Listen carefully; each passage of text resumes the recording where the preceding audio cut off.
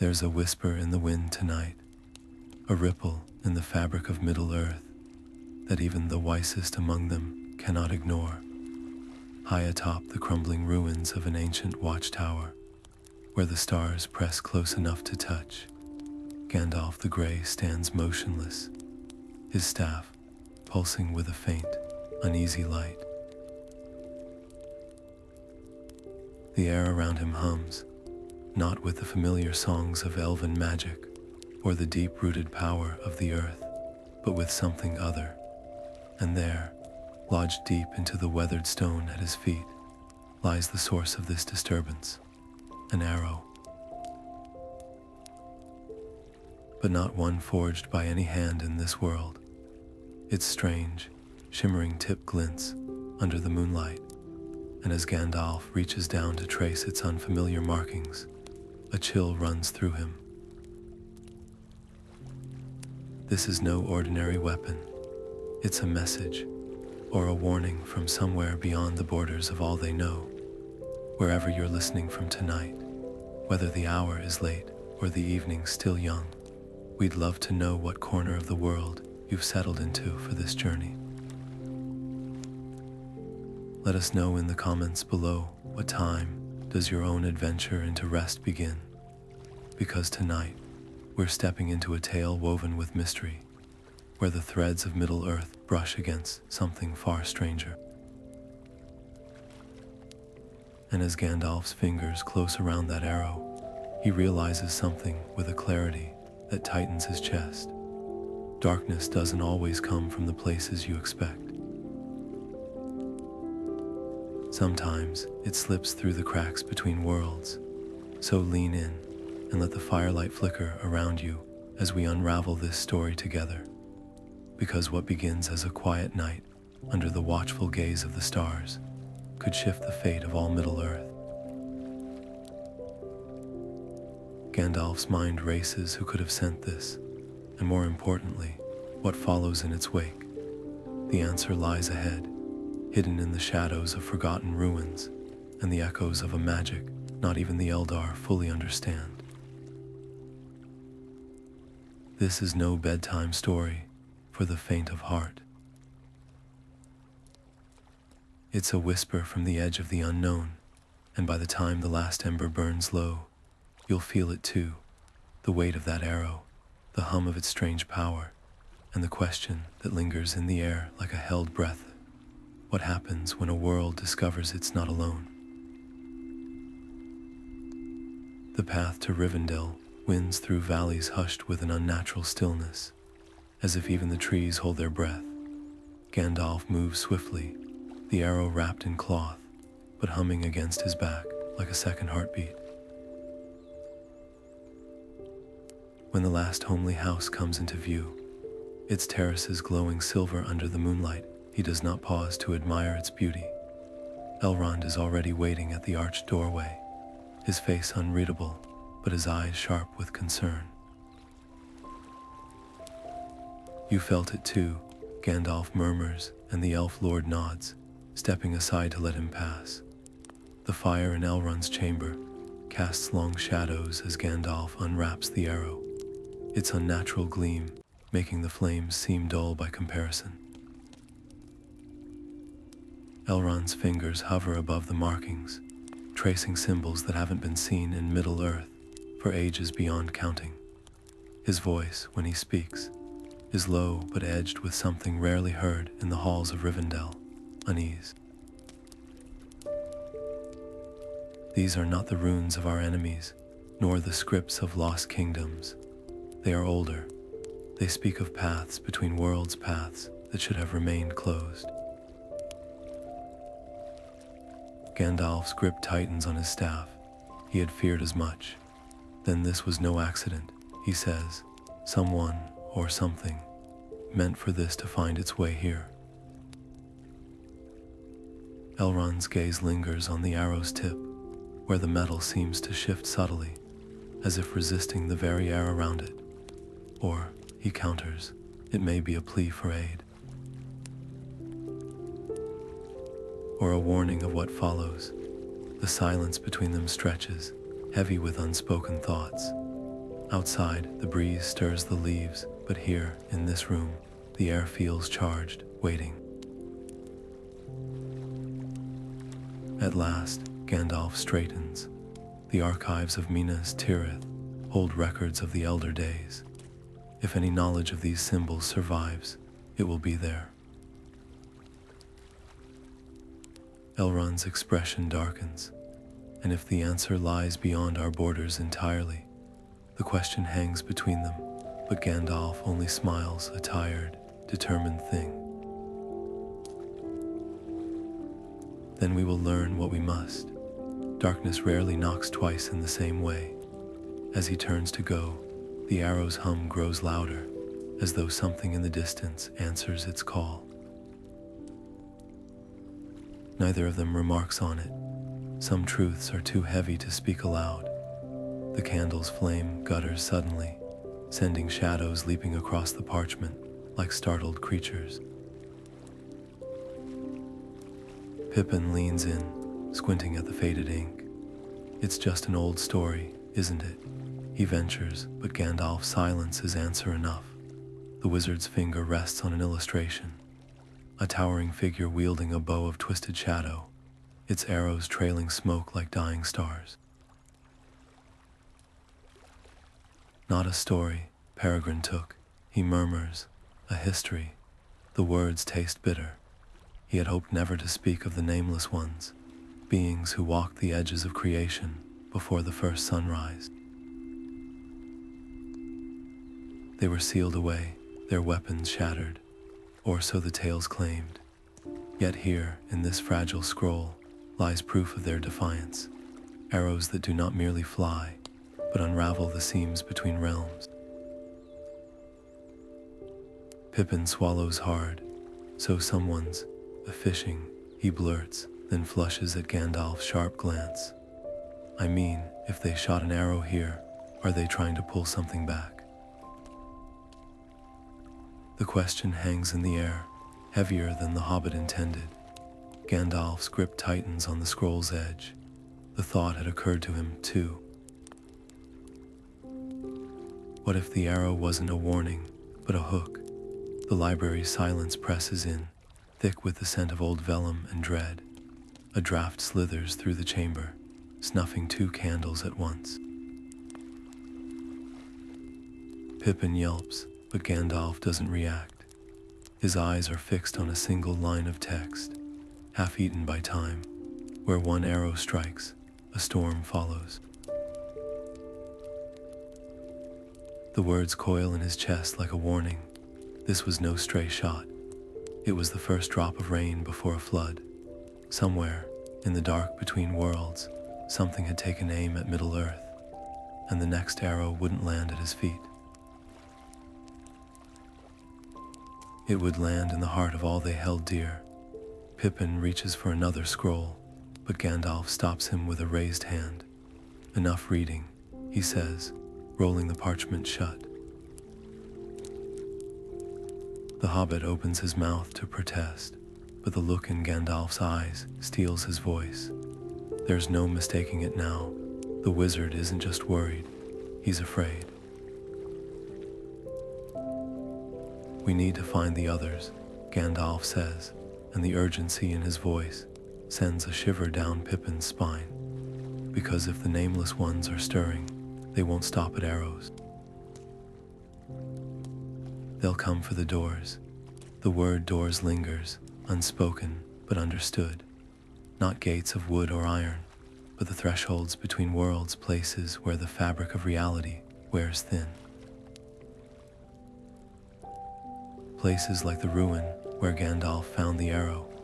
Pippin's breath catches as the truth settles over him. This isn't just about one strange weapon. It's about what, or who might be stepping through after it. Gandalf strides toward the library's arched exit, his cloak billowing behind him. Pippin scrambles to keep up, his mind racing with questions he's too frightened to ask. Behind them, the remaining candle flickers wildly, as if the darkness itself is giving chase. The trees of Lothlorien seem to bend toward Gandalf, as he rides beneath their golden boughs, their leaves murmuring secrets in a language even he cannot decipher. The air here is thick with the scent of malorn blossoms, but tonight it carries something else, a metallic tang, like distant lightning. Galadriel waits at the heart of Kara's Galadhen, her mirror already swirling with troubled visions before he speaks a word. Her hands hover above the water's surface, and in its depths, Gandalf sees shapes that twist his stomach, vast, jagged spires piercing a sky choked with smoke, and figures tall as towers moving through the haze. "You already know," Galadriel says softly, and it isn't a question. The mirror's surface shivers as she withdraws, her eyes reflecting not just the stars above, but the darkness beyond them. "This arrow was no stray shot," she continues. "It was a beacon, and now the way is marked." Gandalf's jaw tightens. He had feared this. The Nameless Ones had no armies, no banners. They were the storm itself, and their weapons were the cracks between worlds. Galadriel's voice drops lower, as if the trees themselves might recoil at her words. They have been waiting, watching, and now they have found a thread to pull.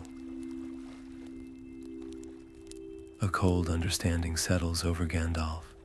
The arrow wasn't just a warning or a weapon, it was a test, a way to see if the fabric of Middle-earth could still be torn. And judging by the way the mirror's visions grow sharper, the answer was yes. He turns to Galadriel, the weight of centuries in his gaze. "How long?" he asks. The Lady of Lorien does not answer immediately. Instead, she lifts her hand, and in her palm, a single silver leaf withers to ash. The meaning is clear. Time is not on their side. Gandalf grips his staff until the wood creaks. There will be no grand speeches to unite the free peoples, no careful alliances forged over pipe smoke and wine. This is not Sauron's slow corruption. This is a blade at the throat of the world. He thinks of Aragorn, scattered with the rangers in the wilds, of Theoden, beleaguered in Rohan, of the dwarves in their mountain halls, unaware that the true enemy has never been orcs or dragons, but the things that lurk in the spaces between stars. Galadriel's voice cuts through his thoughts like a blade. "You cannot fight this war alone." Gandalf exhales, weary but resolved. "Then I will not fight it as Gandalf the Grey." The words hang between them, charged with a promise older than the rings. The wind rises suddenly, scattering ash from Galadriel's palm, and in that moment, the forest itself seems to hold its breath. The choice is made. As he mounts his horse at the edge of the golden wood, the whispers of the malorn leaves follow him, carrying a single word in a tongue forgotten by all but the eldest of elves, Mithrandir. The name thrums in his chest like a second heartbeat. Somewhere beyond the borders of the known world, shadows are stirring, and by the time the next arrow falls, Middle-earth must be ready, or there will be no world left to save. The Hall of Elrond has witnessed many councils, but never one like this. Torches gutter along the walls as Gandalf unrolls the ancient scrolls across the great stone table, their edges brittle with age. The arrow rests at the center, its unnatural gleam casting odd shadows on the faces gathered around it. Aragorn leans forward, his fingers brushing the strange metal, then recoiling as if burned. It sings, he murmurs, and the others fall silent. Even Legolas, who has walked beneath the stars for centuries, looks unsettled. Not a song of this earth, the elf admits, his usually bright eyes clouded. Gimli's axe thuds against the floor. Elvish riddles won't stop whatever shot this. He growls, but the tremor in his voice betrays him. Arguments erupt like sparks. Boromir scoffs at chasing shadows, while Legolas insists the danger is real. The room fractures into whispers until Aragorn rises. His voice, quiet but ironclad, slices through the noise. We ignored the signs in Mordor for too long. Will we make the same mistake with a foe we don't yet understand? The silence that follows is heavier than any shout. Gandalf watches them. The doubt, the fear, the dawning resolve, and knows what must be done. The arrow was a key, he says, tracing the symbols on the scroll. And where it struck, the door may still be open. The implication hangs in the air. Someone must go to that ruined watchtower, must stand at the threshold of whatever nightmare is clawing its way through. Aragorn doesn't hesitate. Then we go. The words are simple, but they change everything. Around the table, shoulders square, Gimli grips his axe tighter. Even Boromir, ever the skeptic, gives a grudging nod. This isn't the Fellowship of the Ring. There's no golden burden to carry, no clear path to victory. Only a handful of souls stepping into the unknown, because if they don't, no one will. As they prepare to leave, Gandalf catches Elrond's eye. The elf lord doesn't speak, but his gaze says enough. Some roads have no returning. The wizard tightens his grip on his staff, feeling the weight of the arrow in his pack. It hums against his back, a constant, eerie reminder. Wherever they're headed, something is already waiting. And it's been waiting a long, long time. The misty mountains have never been kind to travelers, but tonight, the very air seems to conspire against them. Each step sends loose stones skittering into the abyss, their clatter swallowed by a silence too deep, too hollow. Gimli's beard is crusted with frost, his breath coming in short, angry puffs. This wind, he growls, squinting into the gloom. It doesn't move right. It's like it's pushing back. Legolas doesn't answer. His eyes are fixed on the cliffs above, where shadows shift just beyond the reach of the moonlight. Something walks there, he murmurs, his fingers tightening around his bow. Not orcs, not beasts, something older. Gandalf's staff flares suddenly, its light spilling over the narrow path like a warning. The glow catches on the rock face, and for a heartbeat, the stone itself seems to ripple, as if the mountain is no more solid than a reflection in a pond. Aragorn's hand goes to his sword, but before he can speak, the ground lurches beneath them. A roar fills the air as boulders tear free from the heights above, crashing down in a deafening avalanche. Boromir yanks Pippin aside just as the path behind them vanishes into the chasm. There's no time to think, only to run. The cavern mouth yawns before them, black and sudden, as if the mountain opened its jaws to swallow them whole. They stagger inside, coughing in the dust-choked air, and the moment the last of them crosses the threshold, the entrance seals shut with a groan of grinding stone. No one speaks. Even Gimli, son of Gloin, who has braved 100 minds, goes very still, because this is no dwarf-delved hall. The walls glisten with a sickly, phosphorescent light, veins of blue-green pulsing like something alive. The ground vibrates underfoot, a low, constant hum that sets teeth on edge.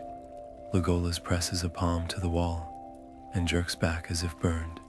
It's warm, he whispers. Not the heat of deep earth, but something feverish, unnatural. Aragorn kneels, brushing fingers over the floor. The stone isn't rough or scored by tools. It's smooth, too smooth, as if it had been poured like molten glass into the shape of a tunnel. Gandalf's face is grim in the eerie glow. "This is no cave," he says. "It's a wound." The words hang in the air, thick as the smell of ozone that clings to the walls. Somewhere ahead, the tunnel curves into darkness, but the light from Gandalf's staff refuses to pierce it. The shadows there don't behave like shadows should they ripple, coil, as if they're not just absence of light, but something with weight and intention. Pippin swallows hard. "Do we go forward?" he asks, and his voice is smaller than any hobbit's ought to be. Gandalf doesn't answer right away. His gaze is fixed on the humming ground, where tiny fractures spiderweb outward, glowing faintly at the edges. He's seen this before, not in Middle-earth, but in the far, forgotten corners of the world, where the boundaries between realms grow thin, where things slip through. His jaw tightens. They can't stay here, but going forward means stepping deeper into a place that shouldn't exist. Aragorn draws his sword. The steel gleams oddly in the cave's light, reflecting colors that have no name. "If this is a wound," he says softly, "then something made it, and wounds can be entered or escaped." Gimli hefts his axe, though his knuckles are white around the grip. "Aye, and I'd rather meet what's ahead than wait for it to find us." The decision is made without words. Shoulder to shoulder, they move forward, the hum beneath them rising to a whine that vibrates in their bones. The air grows thicker, tasting of metal and something sour, like spoiled honey.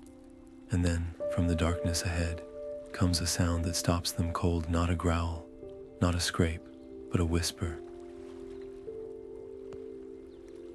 Just one word, stretched thin and frayed at the edges, as if it had traveled a very long way to reach them.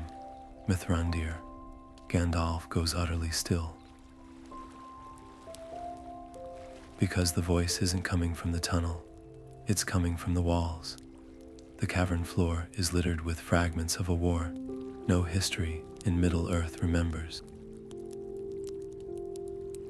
Aragorn kneels, lifting a shard of armor, its surface smooth as river stone, but lighter than parchment, etched with symbols that writhe under his touch. Nearby, Legolas freezes before a sword hilt, its blade long crumbled to dust. "This metal," he breathes, "it drinks the light." Gimli kicks aside a helmet, and the hollow clang echoes wrong, like a bell struck underwater. The air itself feels charged, thick with the scent of scorched iron, and something older, sharper, the reek of a battle fought beyond time. Pippin's foot catches on something half buried in the rubble. He yelps as the glow from Gandalf's staff reveals it. Another arrow, its shaft splintered, but its eerie, shimmering tip intact. Without thinking, he reaches for it, and the moment his fingers brush the metal, the cavern shudders. A gust of wind howls from nowhere, snuffing the staff's light as a figure flickers into existence before them. Tall and gaunt, clad in armor that seems to dissolve at the edges, the Spectre's eyes burn with a light that casts no shadow. Its mouth moves, but the words that spill forth are twisted, syllables fracturing like glass down a cliffside. Boromir draws his sword, but Gandalf's hand snaps up. "Wait," the wizard steps forward, his staff trembling in his grip. The Spectre's voice rises, desperate now, and though the language is alien, its meaning seeps into their bones like winter chill. This is no war cry, it's a plea. The figure gestures to its broken armor, to the arrow in Pippin's hand, then to the cavern walls where the pulsating veins of light now throb in time with its words. Gandalf pales. They weren't attacking, he murmurs. They were fleeing. The realization crashes over them like a wave. The arrows, the ruins, the strange weapons, these weren't the vanguard of an invasion. They were the last stand of a world already lost. The Spectre lunges suddenly, not at the company, but toward the tunnel's depths, its form fraying like smoke in the wind. It points frantically into the darkness, where the hum of the walls has sharpened to a scream. Legolas grips his bow, his knuckles white. If this one came through, what follows it? The unspoken truth coils tight around them. The enemy this stranger fears isn't just coming. It's already here, gnawing at the edges of their own world. Gandalf's mind races. Seal the breach now, and they might save Middle-earth from whatever devoured the Spectre's home, but help this lost soul, and they could learn how to fight a foe beyond all their lore. The Spectre crumples to its knees, its form flickering. In its final moments, it does something unexpected. It presses a ghostly hand to its chest. In a gesture, even Boromir recognizes not a salute of war, but an oath. Then it dissolves, leaving behind only a whisper and the arrow, now glowing faintly in Pippin's grip. The choice hangs before them, heavier than any blade. Do they mourn a stranger's death and shut the door on whatever nightmare pursued it? Or do they step into the dark, knowing some roads lead beyond the reach of even the wisest? Gimli's voice is uncharacteristically quiet. I've faced many evils, he says, staring at the spot where the Spectre vanished, but never one that made the stone itself afraid. Aragorn exhales slowly, his fingers brushing the hilt of his sword. Some decisions, once made, cannot be undone, and as the walls around them pulse like a living thing, the company knows one thing for certain: the next step will change everything. Aragorn's hand rests on the hilt of his sword, not in threat, but in solemn understanding. The spectral figure's gestures, a shattered crown, a sky choked with ash, paint a picture too familiar. This isn't just another realm's ruin, it's a reflection of what Middle-earth could become. Gandalf's fingers tighten around his staff as the realization settles like a stone in his chest. If the darkness that devoured this stranger's world finds its way here, no fortress, no army, not even the might of the valor will hold it back. The company exchanges glances, wordless but united. There's no turning back now. The air hums as Gandalf raises his staff, the ancient syllables of a spell, long forbidden, spilling from his lips. The runes along the shaft ignite, their light twisting into threads that weave through the cavern walls. The stone groans in protest, veins of blue-green flaring bright as the very fabric of the tunnel begins to fray.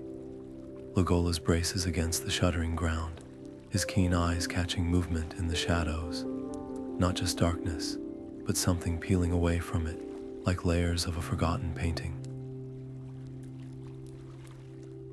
The walls, he breathes, they're not stone, they're a veil. Pippin clutches the arrow tighter, its glow pulsing in time with Gandalf's incantation. The spectral figure's final gesture, that oath over the heart, wasn't just a farewell, it was a key. The metal warms in his grip, humming as if answering the wizard's call.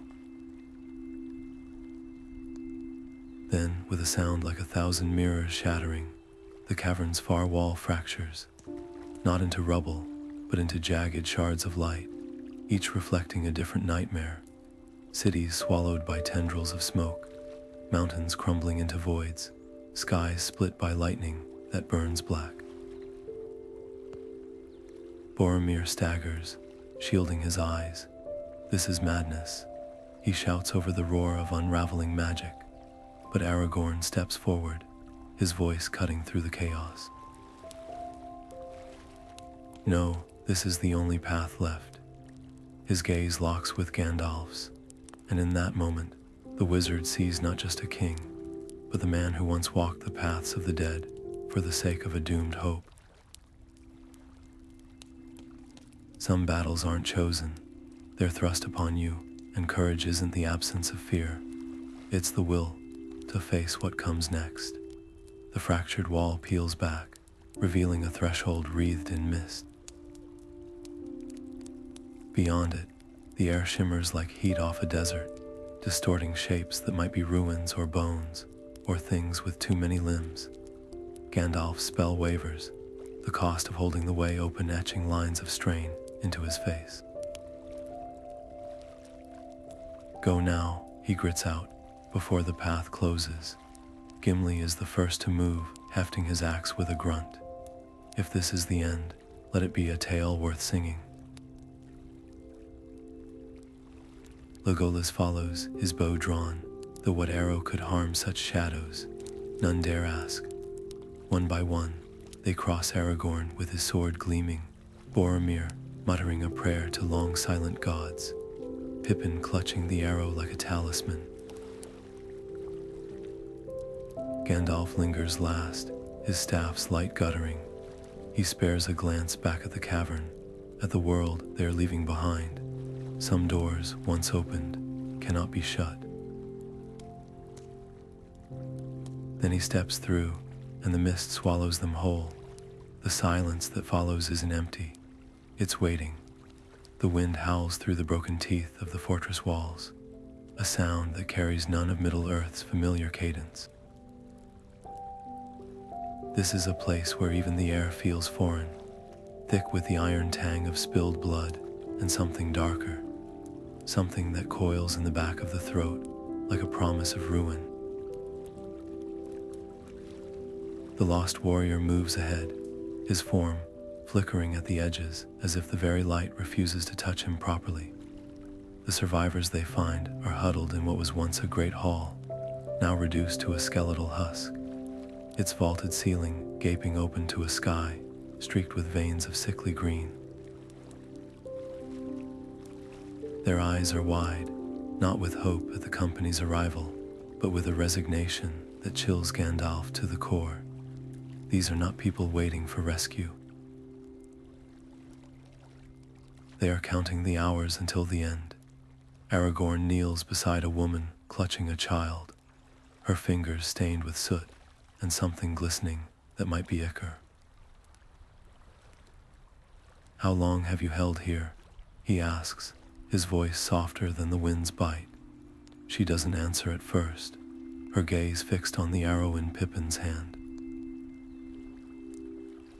When she finally speaks, her words are cracked with exhaustion. Long enough to know the walls won't save us. They never did. The child in her arms stirs, and in the dim light, Gandalf sees the truth.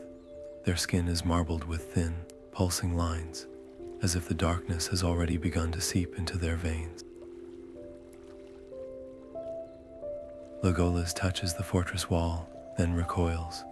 The stone isn't just cold, it's leaching warmth from his fingertips, hungry as a parasite. "This place is dying," he murmurs. But Gimli, ever practical, scowls at the shadows. "Dying? No, lad, something's feeding." His axe points to the cracks spider-webbing across the floor, where faint tendrils of mist rise, twitching like living things. The lost warrior gestures urgently toward the fortress's heart, his spectral hand passing through a rusted banner, bearing a symbol that makes Boromir go rigid. A lidless eye wreathed in flames, but twisted, elongated, as if Sauron's mark had been stretched into something far older and more terrible. Gandalf's staff flares as he steps forward, the light revealing what the survivors dare not say aloud. The fortress isn't just a refuge, it's a trap. The walls are lined with the same humming metal as the arrow, pulsing in time with the green-streaked sky, and at the center of it all, where the great hall's throne once stood, yawns a pit, not of fire, but of a blackness so absolute it seems to gnaw at the edges of reality itself.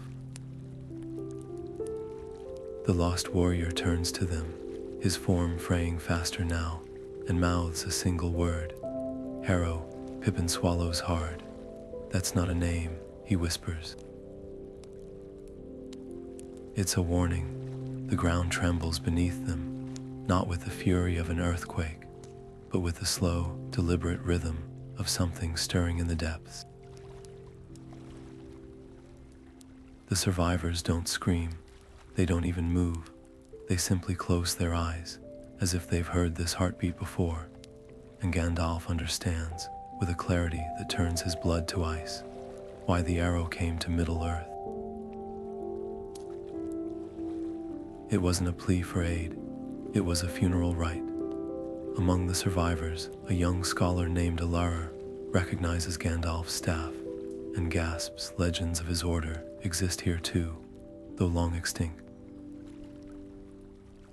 She reveals that their enemy, the Voidweaver, has learned to harness the arrows to tear open rifts between worlds, seeking to conquer all realms. Gandalf's worst fears are confirmed. This is no accident, but an invasion in the making. The company must act now to sever the Voidweaver's power before Middle-earth suffers the same fate. The weight of two worlds now rests on their shoulders. Elara's hands tremble as she unfurls a brittle scroll, its edges crumbling like dried leaves. The ink is faded, but the sketches are unmistakable twisted spires, armies clad in armor that drinks the light, and at the center of it all, a figure shrouded in smoke, wielding a bow that drips with liquid shadow. The Voidweaver, she whispers, tracing the jagged runes beneath the illustration. It whispers through the rifts, turning our own weapons against us. First the arrows, then the walls, then the air itself. Her voice cracks as she adds, by the time we saw the chains, it was too late. Aragorn studies the scroll, his brow furrowing. Chains, Elara nods, her gaze hollow. Not of iron, of will. The Voidweaver doesn't just conquer. It hollows. Those it doesn't kill, it rewrites. The survivors shift uneasily, their faces gaunt in the flickering torchlight. One man absent-mindedly rubs his wrist, where the skin is mottled with the same pulsing veins as the child's. Gandalf's stomach tightens. Middle-earth has faced darkness before, Sauron's corruption, Morgoth's despair. But this is something else. This isn't dominion, it's erasure. Pippin swallows hard, clutching the arrow like a lifeline. So how do we fight something like that? The question hangs in the air, heavier than the fortress stones around them. Elara's fingers brush the scroll's final panel, a lone figure, staff raised against the Voidweaver's tide, surrounded by shattered arrows. Legends say your order knew the art of sealing rifts, she murmurs. But the knowledge died with them. Gandalf's grip on his staff tightens. Not all knowledge dies. Some is merely forgotten, waiting in the deep places of the world. Legolas steps forward, his keen eyes scanning the ruined hall. If the Voidweaver uses arrows as keys, then we need only break the lock. Gimli snorts, hefting his axe. Aye, and how do you break a lock when the key's made of shadow? But Gandalf is no longer listening. His gaze is fixed on the pit at the heart of the fortress, where the blackness seethes like a living thing. The answer isn't in legends or scrolls. It's in the void itself. Boromir grips his sword, his voice uncharacteristically quiet. You can't mean to go down there. Gandalf doesn't answer. He doesn't need to. The lost warrior's spectral form flickers at the pit's edge, his mouth moving soundlessly. the same word, over and over, Harrow. Not a warning, a name, the Voidweaver's true name. Aragorn exhales sharply. In all the tales of Middle-earth, names have power, and power can be turned. Alara's hand darts out, seizing Gandalf's sleeve. If you speak its name in the void, it will hear you, she warns. It will come. The wizard meets her terrified gaze, and for the first time since they stepped through the rift, he smiles. A thin, weary thing. Good, he says. Let it. The survivors shrink back, but the company stands firm. Some battles aren't fought with armies. Some are fought with a single word, spoken in the right ear of the dark. The pit exhales a breath of freezing air, as if something below has already begun to listen. The night air tastes of rust and old cinders, as Alara leads them through the jagged ruins, her steps sure-footed despite the rubble. Every shadow here seems to twist just out of sight, as if the land itself remembers the Voidweaver's touch. Aragorn keeps close to Gandalf, his sharp eyes catching the way the wizard's grip on his staff falters ever so slightly. You're pushing yourself too hard, he murmurs, but Gandalf only shakes his head, his gaze fixed on the distant silhouette of the stronghold. A monstrous spire of black stone, its peak lost in the green-streaked sky. This world resists my magic, he admits at last, voice low, like trying to light a candle underwater. The admission hangs between them, unspoken but understood. If they fail tonight, there will be no second chance. Alara pauses beside a shattered archway, her fingers tracing symbols carved into the stone. The forge lies beneath the stronghold, she whispers, guarded by the Hallowed, those the Voidweaver has remade. Her voice doesn't tremble, but her knuckles whiten around the hilt of her knife. Legolas studies the archway's carvings, his keen eyes narrowing. The figures depicted aren't warriors or beasts, but people faces frozen in silent screams, their bodies unraveling into smoke. A warning, or perhaps a promise. Gimli adjusts his grip on his axe, the metal faintly humming in the strange air. If we're to crack this shell, we'll need more than stealth, he grumbles. Aragorn nods, pulling a small vial from his belt, a gift from Elrond's halls, its contents glowing faintly blue. Distraction, then, he says, give Gandalf a clear path to the forge. The plan is thin, fraying at the edges, but it's all they have. As they move forward, the ground beneath them begins to thrum, a deep, resonant pulse that sets teeth on edge. Pippin stumbles, catching himself on a crumbling wall, and jerks back as the stone shudders under his palm. It's alive, he breathes. Not stone, not earth, but something in between, feeding on the Voidweaver's power. Gandalf's face hardens. Then we cut its heart out, he says, and for a moment, his staff flares bright enough to cast their shadows tall and sharp against the ruins. The stronghold looms closer, its gates yawning like a mouth. No guards stand watch, none are needed. The air itself is thick with malice, pressing against their skin like invisible hands. Alara hesitates at the threshold, her breath quickening. Once we enter, it will know, she warns. Aragorn meets her gaze, then Gandalf's. No words are needed. Some roads only lead one way. Legolas notches an arrow, its tip glinting with borrowed starlight. For the ones it took, he murmurs. Gimli hefts his axe. And the ones it won't. Together, they step into the dark. Above them, the green-lit sky churns, as if the world itself is holding its breath. The stronghold's gates groan like a dying beast as the company slips through, their footsteps swallowed by the cavernous halls. The walls here are slick with something darker than moss, something that pulses faintly under Gandalf's trembling fingertips, as if the stones themselves are threaded with veins of the Voidweaver's will. Gimli's prayer is barely a breath, but it hangs in the air like ember smoke, defiance etched into every syllable. Around them, the shadows twist unnaturally, recoiling from the faint glow of Legolas's starlit arrow, until a sound freezes them mid-step, the scrape of talons on stone, the wet, ragged breathing of something that was never meant to live.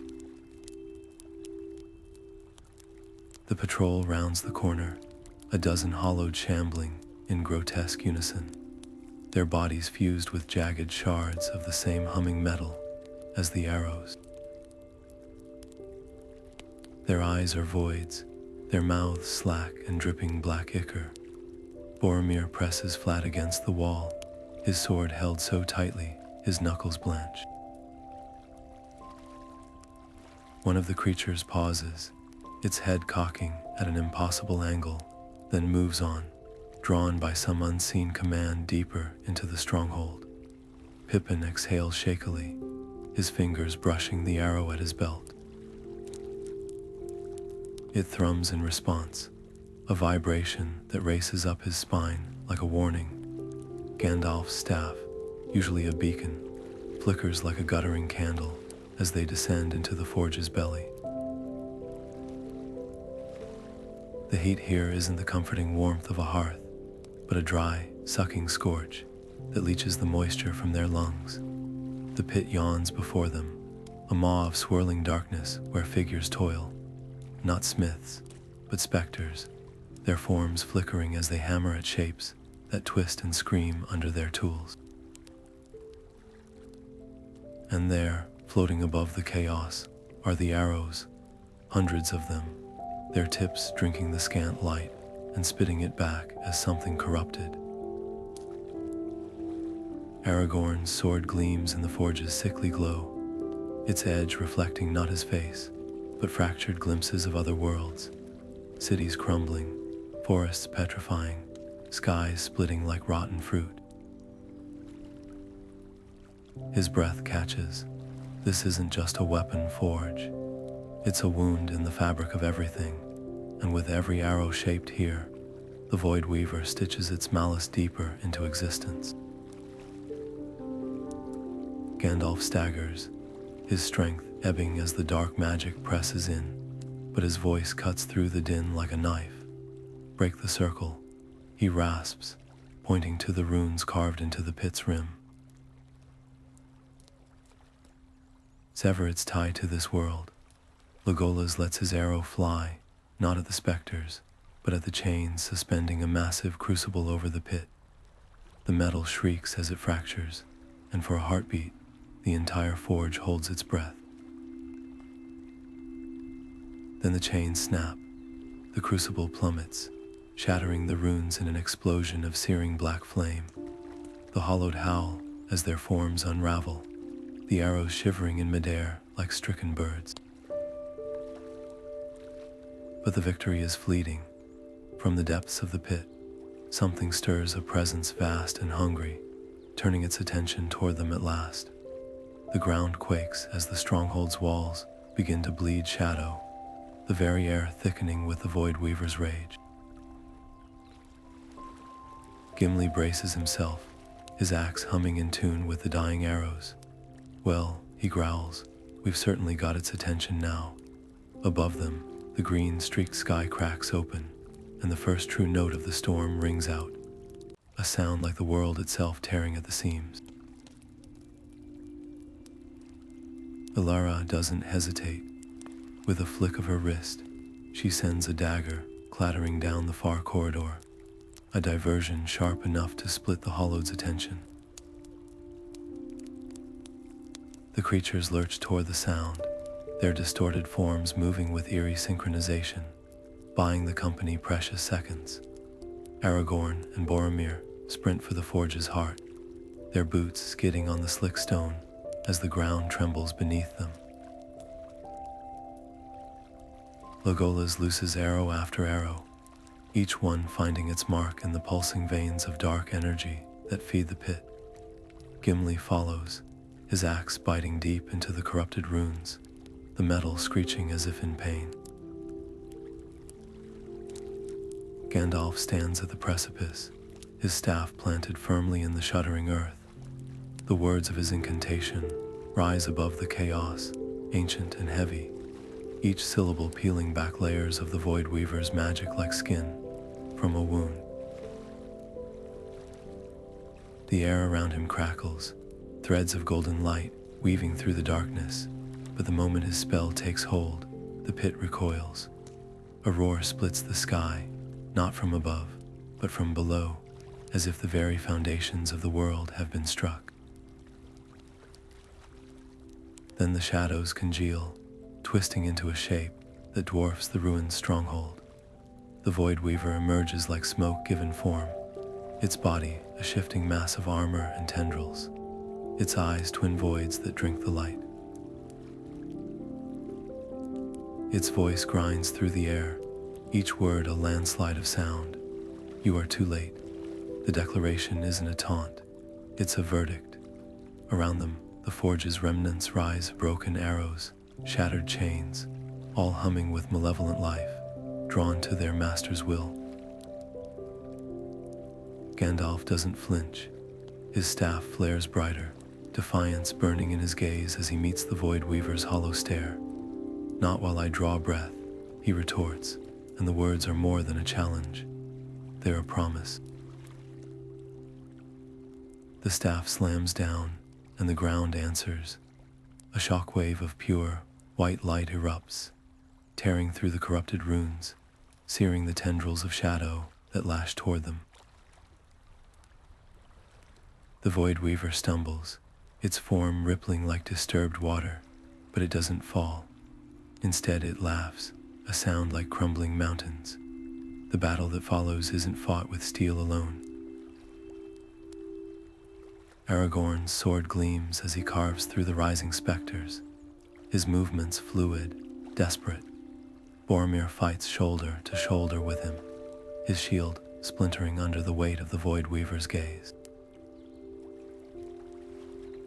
Legolas's arrows find their marks, but the creature barely seems to notice, its attention fixed on Gandalf. The wizard's incantation hasn't stopped. It's grown louder, fiercer, the words etching themselves into the air like brands. Pippin, cornered near the pit's edge, does the only thing he can think of. He draws the arrow from his belt, the first one, the one that started it all, and hurls it into the abyss. The moment the metal touches the darkness, the Voidweaver shrieks, its form convulsing.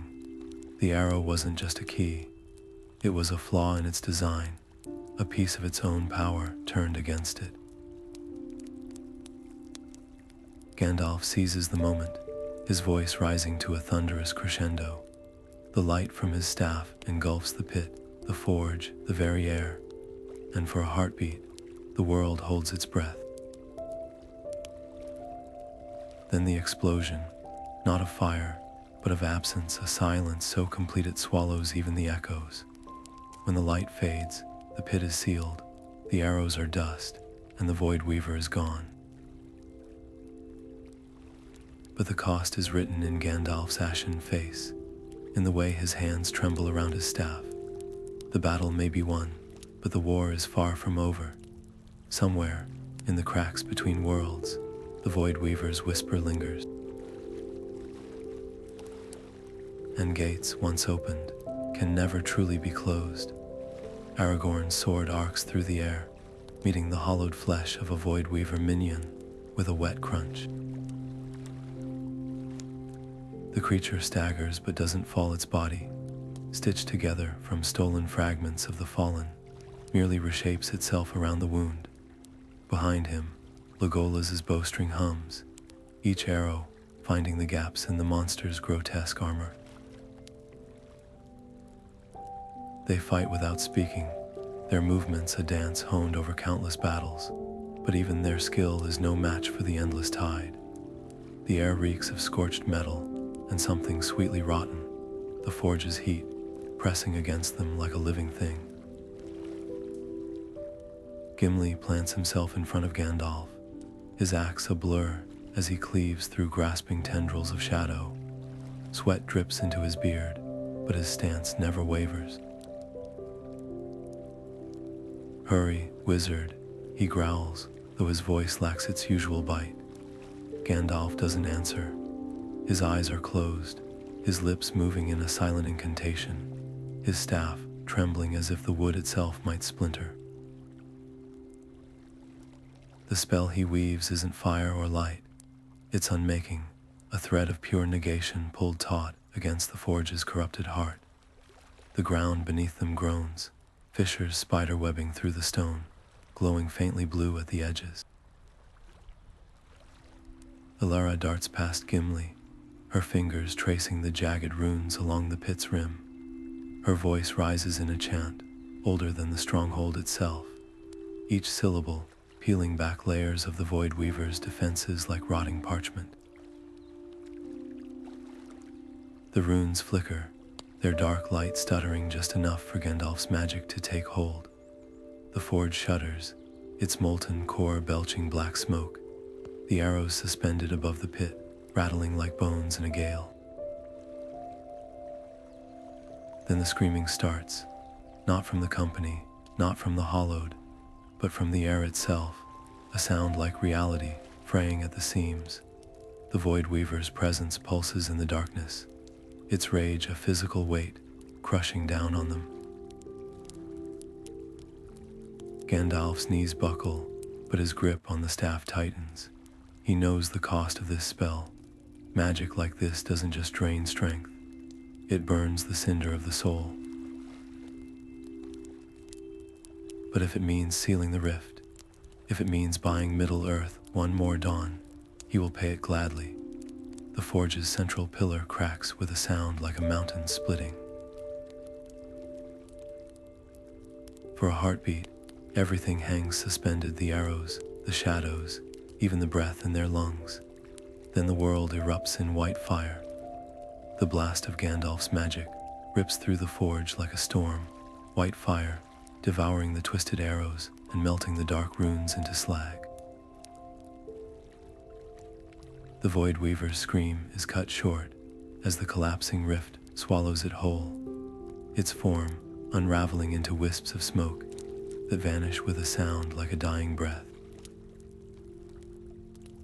Stone groans as the stronghold's foundations crumble, the walls buckling inward as if the earth itself is reclaiming this blighted place. Aragorn hauls Gandalf backward just as the floor beneath them cracks open, the wizard's knees giving way, not from the quaking ground, but from the cost of his spell. His face is ashen, his hands shaking around the staff, now dull and lifeless as ordinary wood.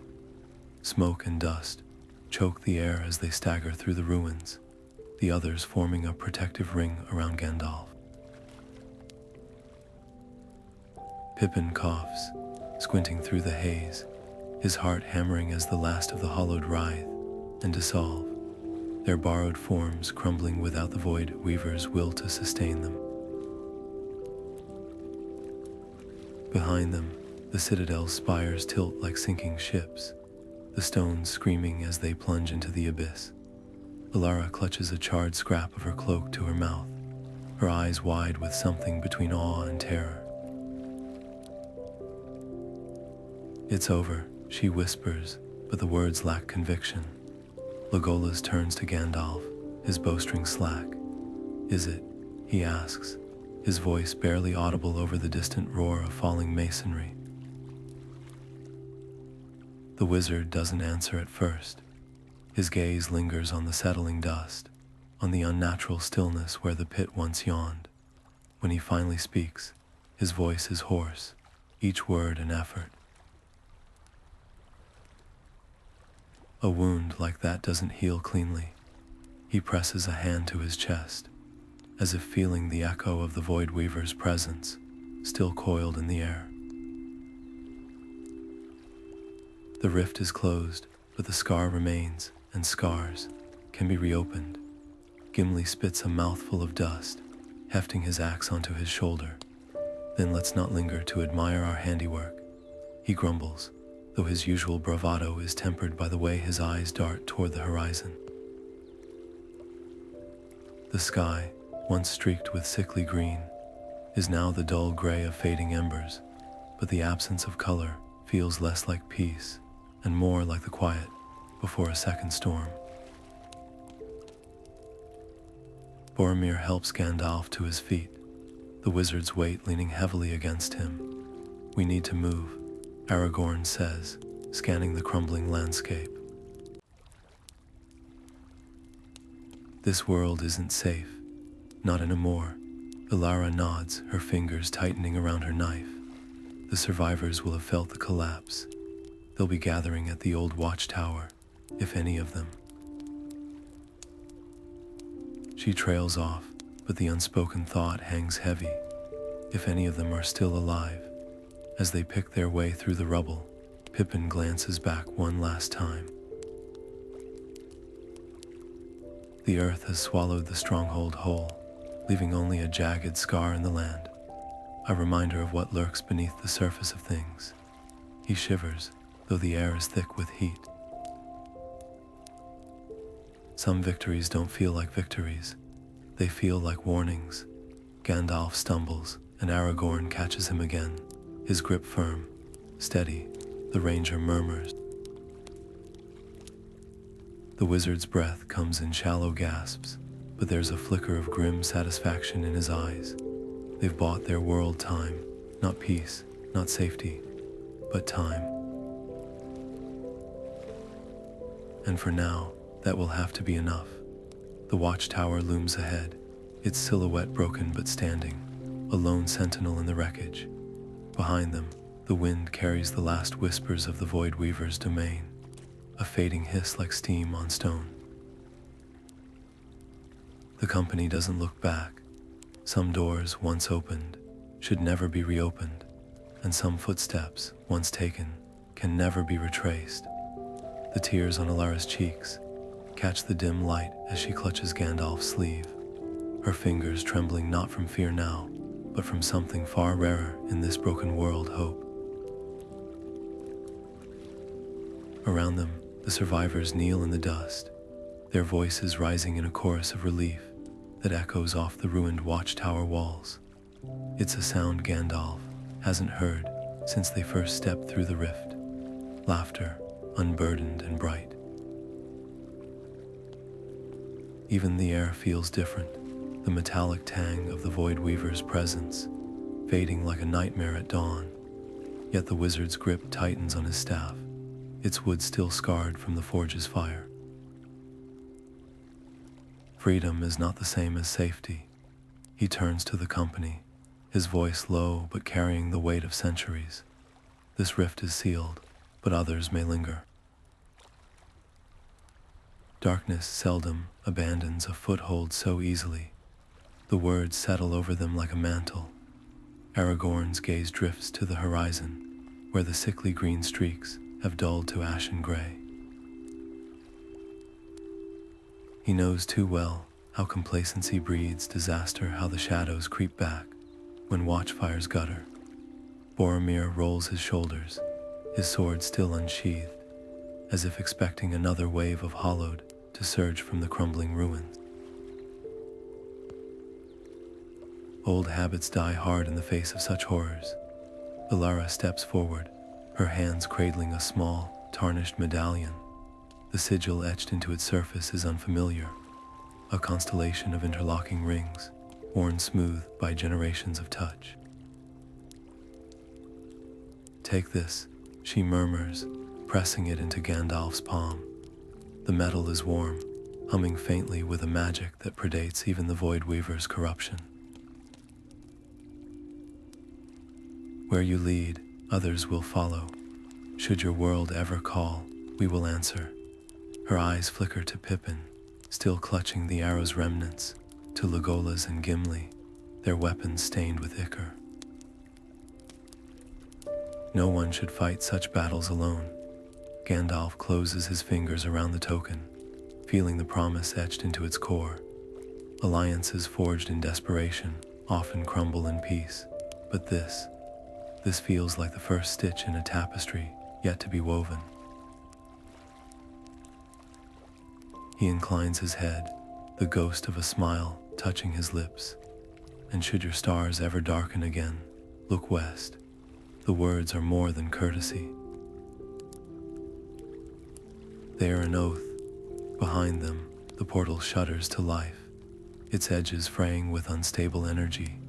Time is slipping, the fragile bridge between worlds straining under their delay. Legolas is the first to step toward it, his bow slung across his back, but he hesitates at the threshold. Strange, he murmurs, to think we walk away from a victory that feels so much like loss. Gimli grunts, nudging him forward. Aye, lad, but home's waiting, and I've had my fill of skies that bleed. One by one, they pass through the shimmering Vale Aragorn with a last glance at the survivors. Boromir with a silent salute, Pippin with a wave that's more bravery than cheer. Gandalf lingers longest, his staff's tip brushing the ashen earth. This world will rebuild, he thinks, and so must theirs. The portal hums, impatient. With a final nod to Alara, he steps through, the sigil burning a quiet promise against his palm. The last thing he hears before the rift seals behind them is the distant, defiant ring of a hammer on steel, the sound of a world choosing to begin again. The first breath of Middle-earth's air is sweeter than any they've drawn in weeks. Golden sunlight spills over the rolling hills, gilding the grass where it dances in the breeze. No sickly green streaks here, no hum of corrupted stone beneath their boots. Just the quiet rustle of leaves and the distant call of a lark. Yet the company stands frozen at the rift's crumbling edge, as though stepping forward might shatter the illusion. Gimli is the first to move, his axe slipping from his shoulder to thud against the innocent earth. The sound is absurdly ordinary, and somehow that's what breaks the spell. Pippin sinks to his knees, fingers digging into the soil, as if to assure himself it's real. It's still here, he whispers, and the words crack down the middle. Legolas tilts his face to the sky, his eyes closed, drinking in the clean blue vastness. No one mentions the way his hands tremble at his sides. Aragorn's gaze lingers on Gandalf, noting the way the wizard's robes hang looser, the new lines etched deep around his eyes. Magic always exacts its price. Boromir breaks the silence with a rough chuckle, kicking a pebble loose from the path. Never thought I'd miss the smell of horse dung, he mutters, and the tension splinters into weary laughter. Even Gandalf's shoulders relax a fraction as he leans on his staff, no longer a weapon, just an old man's walking stick again, for now. Aragorn's hand settles on the wizard's shoulder, warm and solid. The road ahead is long, he says, quiet enough that the others don't turn. Gandalf meets his gaze, reading the unspoken words there. We're not out of this yet. The Voidweaver may be gone, but the scar remains. Shadows have a way of pooling where the light forgets to look. Still, when Gandalf smiles, it reaches his eyes for the first time in weeks. Together, then, he agrees, and the words are a vow. Around them, the wind stirs the grass into rippling waves, carrying the scent of wild thyme and distant rain. Home isn't just a place, after all. It's the ones who walk beside you through the dark. Pippin scrambles to his feet, brushing dirt from his trousers with exaggerated care. Well, he announces, if we're all done staring at the scenery, I vote for supper, preferably somewhere with chairs and ale. Gimli groans, but there's relief in it. Aye, and a roof that isn't about to collapse, he adds, hefting his pack, as they turn toward the east, where the first stars are pricking through the twilight. No one looks back at the rift. Not even Gandalf. Some doors are meant to stay closed. The fire crackles in the hearth of Bag End, its glow painting the familiar round walls in hues of amber and gold. Frodo passes a plate of seed cakes to Sam, their fingers brushing briefly, an unspoken reassurance that yes, they're home, yes, the world is still whole. But Gandalf sits apart, his chair angled toward the window where the stars press close, as if he's listening for something beyond the hobbit's cheerful chatter. His pipe smoke curls into shapes that might be dragons or distant towers before dissolving into the night. Merry leans forward, his usual mischief tempered by the quiet in the wizard's eyes. You're not telling us everything, he accuses gently, and the room stills, not with fear, but with the soft weight of understanding. They've all seen enough darkness to recognize its shadow in a friend's silence. Gandalf exhales slowly, the embers in his pipe flaring briefly. Some stories, he murmurs, are not mine alone to tell. The words linger, heavy with unnamed worlds, battles fought in realms where even the stars are strangers. Pippin, ever the one to puncture solemnity, lobs a crust of bread at Merry's head. Well, I, for one, am perfectly happy not knowing what horrors lurk beyond the breakfast table, he declares, and the tension shatters like ice in spring. Laughter spills forth, warm and bright, and for a heartbeat, Gandalf's shoulders lose their weary slant. He watches them, Frodo's quiet smile, Sam's earnest nodding, Merry's dramatic retelling of some long-ago prank, and something tight in his chest eases. This, too, is a kind of magic. Outside, the wind stirs the apple trees in Bilbo's garden, their branches whispering secrets to the sky. Gandalf's gaze drifts upward again, past the smoke hole, past the wispy clouds, to where the constellations wheel in their ancient dance. Somewhere among them, Ilara and her people are rebuilding, their world stitched back together with hope and stubborn will. The medallion in his pocket hums faintly, a reminder that no world is ever truly alone. Sam yawns, stretching his arms wide. Reckon it's time for bed, he announces, and the others grumble half-hearted protests. But the fires burned low, and the night has deepened around them like a well-worn blanket. Frodo catches Gandalf's eye as the others shuffle off, a question unspoken in his glance. The wizard shakes his head just once. Not tonight. Some burdens need not be shared, only shouldered. Alone at last, Gandalf taps out his pipe, the ashes scattering like tiny, spent stars. The Shire sleeps around him, its peace unbroken, its borders safe. For now, he closes his eyes, letting the familiar sounds, the creak of the smile, the distant hoot of an owl anchor him to this moment, this world. The road will call again, as roads always do. But tonight, under this sky, there is stillness, and sometimes that's enough.